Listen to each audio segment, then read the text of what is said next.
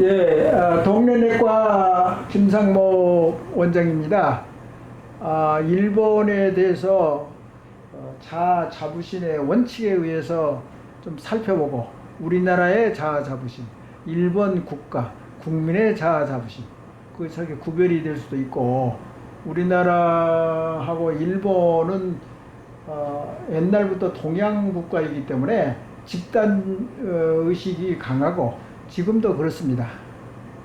똑같이 집단 의식이 강한데, 사실은 어느 면에서 천황 국가이기 때문에 집단 의식, 그 일본 의식 구조의 성질상 일본이 더더욱 우리보다도 집단 의식이 강하지 않나.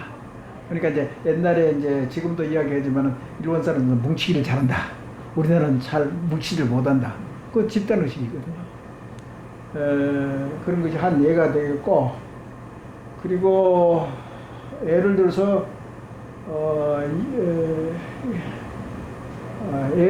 이제 내가 생각했던 2007년 정도인가 우리나라 교포 학생이 미국에서, 거기가 이제 버지니아 공대 유학생일 거예요. 한국 사람인데 거기서 수학을 하다가 정신적인 이제 왕따를 당했는지 고독해서 그랬는지 여하튼 조금 맞지를 않아 가지고 교수 1명 그리고 동료 학생들 32명을 사살해서 사망시킨 그런 사건이 있었습니다. 그것은 우리나라 국민이 거기서 사고를 일으키니까 좀 창피한 일이죠, 사실은. 그런데 이제 매스컴의 이제 또 반응을 보면 재밌어요. 그 사건은 미국 국민이나 미국에 있는 이제 학교에서나 미국에 있는 이제 언론들은 어떻게 판단하냐면은, 그거는 개인적인 사고이기 때문에 한국 사람으로는 아무 관계가 없다. 그게 개인주의예요. 그렇게 다릅니다. 그래서 한편 한국에 확실히 기억을 못 하겠는데, 지방자치단체인가 같은 그 매스컴에 해서 이거 잘못했습니다. 같은 국민이 이렇게 죄를 짓는데 어떻게 해요? 그렇게 이제 사죄를 하고 있는데, 미국에서는 그 사죄할 필요 없다. 개인적으로 일어난 사고인데 왜 한국 사람 당신이 대신 근데 그 학생이 또 자살했어요. 또 그 사건 때. 그러면 이제 이 국민성이라는 것은, 이제 집단의식이라는 것은 우리 같은 한국 사람도 미안하게 됐습니다. 그런 사고가 미국 사회하고는 다르다 이 말이에요. 그러니까 의식구조 차이가 그렇게 많다는 것을 내가 이야기하기 위해서 그 조금 잘못된 사건을 다시, 아픈 사건을 다시 제시를 한 것은 미안하게 생각합니다만은 일단 알기가 쉽죠. 그래서 이제 여기서 한국병이라는 6가지를 지난 강의에 어떤 여러 번 이야기를 했을 거예요. 왜 그러냐면은 나 자신 뇌장 개념을 성립하고 발전시키고 진화시키는 데 있어서 이게 중심이 됐습니다. 이 6가지는 내가 한국병 200가지를 만드는 것이 아닙니다. 우리나라 국민들이 다 이야기를 하고 논의되었던 한국병 200가지를 제가 단지 분류를 잘해서 알기 쉽게 카테고리를 만들고 분류를 시킨 것이 6가지입니다. 네, 그래서 그러면 같은 집단 의식을 가지고 있는 일본하고 우리하고는 어떻게 다른가? 그게 이제 오늘 강의의 초점인데, 그래서 이제 몇 년 전부터 이제 우리나라의 좋은 의식구조 6가지를 또 용케 내가 노력을 해가지고 분류를 시켰거든요. 그래서 지금까지 어떤 한국의 학자도 우리나라 좋은 의식구조 6가지를 들어라, 대답하는 젊은 교수가 거의 없었습니다. 그래서 내과 의사라도 내가 미국과 한국의 경험이 있기 때문에 경험을 플러스해서 내가 추구하고 연구, 개인적으로 사실 나는 내과 의사입니다. 환자 보기도 어렵고 시간이 없는데 이건 하나의 알고 싶고 내가 미국에서 경험한 거가 있기 때문에 그렇게 해서 이제 그런 기회가 생긴 겁니다. 그래서 이제 이것을 다시 일본 의식구조하고 비교를 한번 해봅시다. 재밌을 거예요.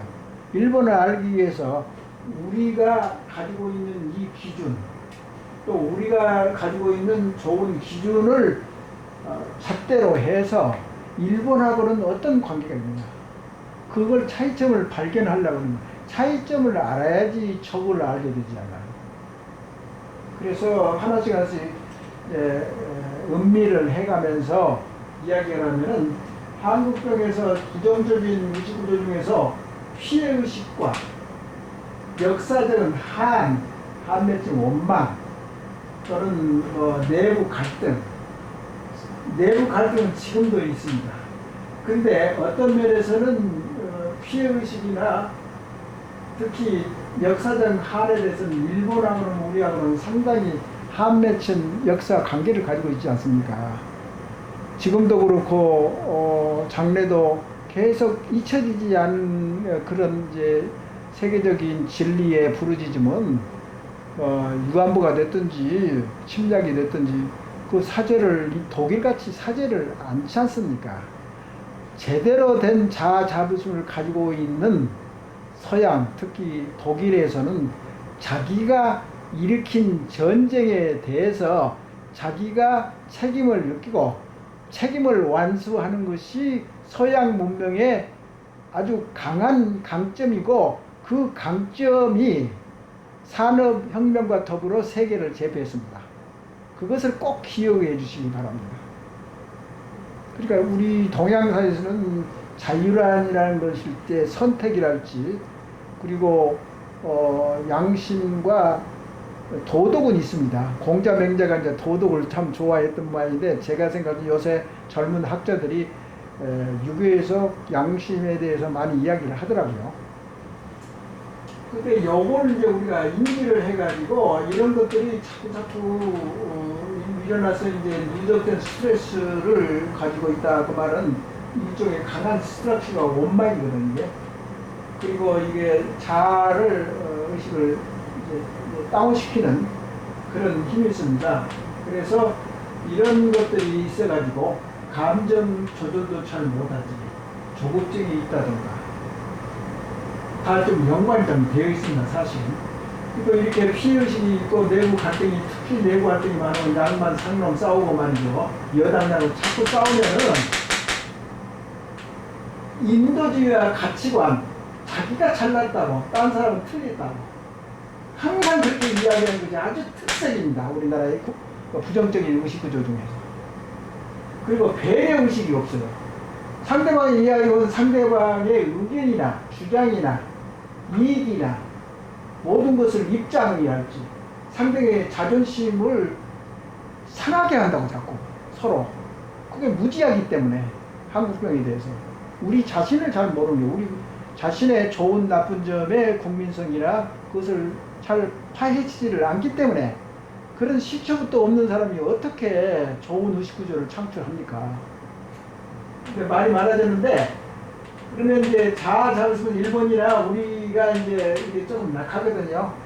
그러니까 집단 의식 중에서 계획 의식이 좀 떨어지기 때문에 자아 자부심이 일본도 아까도 이야기했지만 지난 강의도 이야기했지만 이게 상당히 약해요. 동양 사람들이 개인적인 여기서 내장 운동에서 이게 개인적인 자아 자부심이 의식계의 핵심이다, 내장 운동의 핵심이라고 그랬는데, 다 이런 사실에서 근거를 해서 이런 이제 내장으로 삽시다, 내장, CQ 이런 것을 발전시킬 겁니다.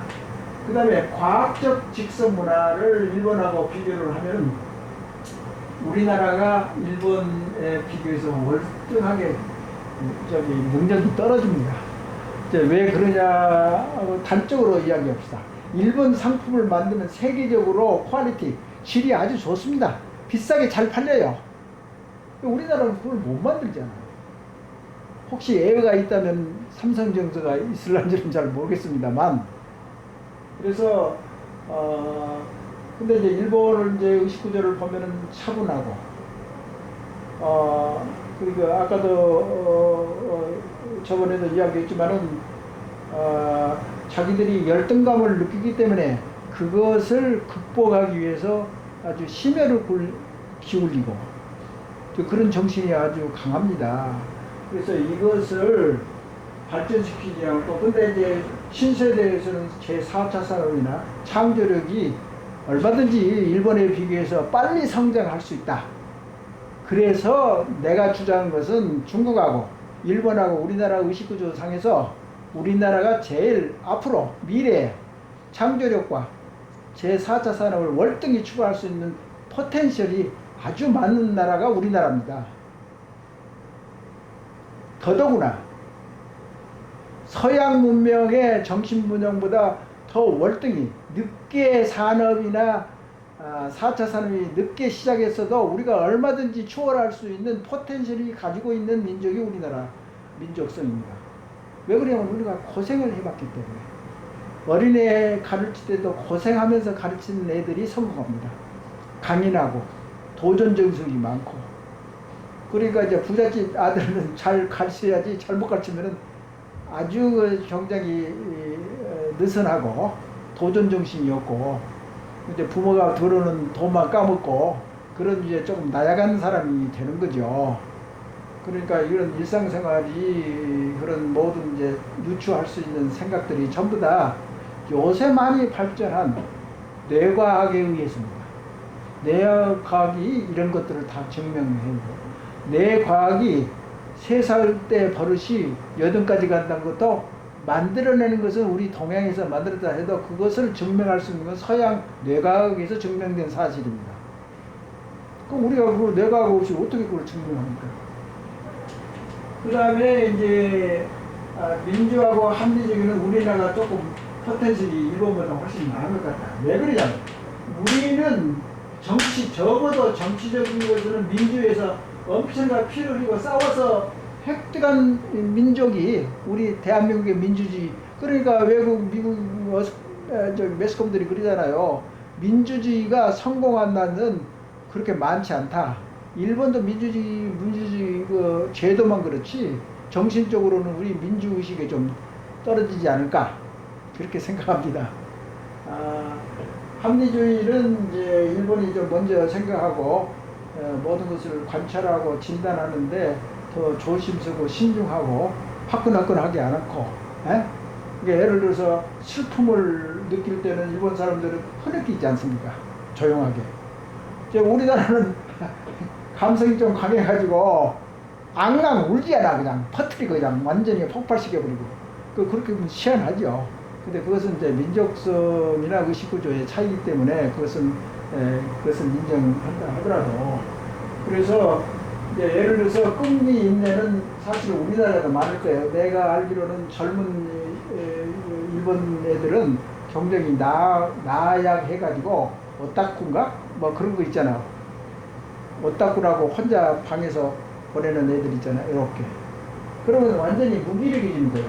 근데 우리나라는 그래도 아직까지는 이제 잘 해보려고 노력하는 그런 것이 있고, 그리고 이제 감성 문화가 우리가 풍부한 거고, 그리고 한류가 됐든지 뭐가 됐든지 한류나 연사마, 겨울연가 그거 좋아하는 이유가 있습니다.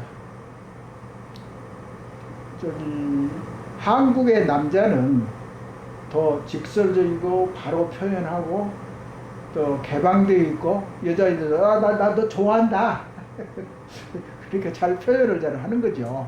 한국 남자들이. 그래 이제 일본 아줌마들이 그런 남편을 본 적이 없잖아요. 이거 상당히 환상적이라고. 그래서 한류가 됐든지 문화 작품이 됐든지 우리나라가 더 월등하게 좋아질 수 있는 포텐셜을 가지고 있는 민족이 우리나라 민족성이 아닌가. 그리고 이제 안전사고 같은 것도 마찬가지로는 아주 꼼꼼하게 잘한다고 일본 사람들이 안정에 대한 것도 그렇고 그래서 조금 이제 구별이 되지 않습니까? 그래서 이런 것을 나의 의견이기 때문에 내가 여기서 내가 학자도 아니고 단지 이제 자아 자부심을 내가 좋아하는 학문이기 때문에 그게 유추하고 깊이 들어가니까 이런 일본인과 한국인의 의식구조 차이 그리고 자부심과 자존감의 차이 그런 것을 이야기하는 겁니다. 그래서 오해 마시고 조금 부족한 점이 있어도 양해 바랍니다. 감사합니다.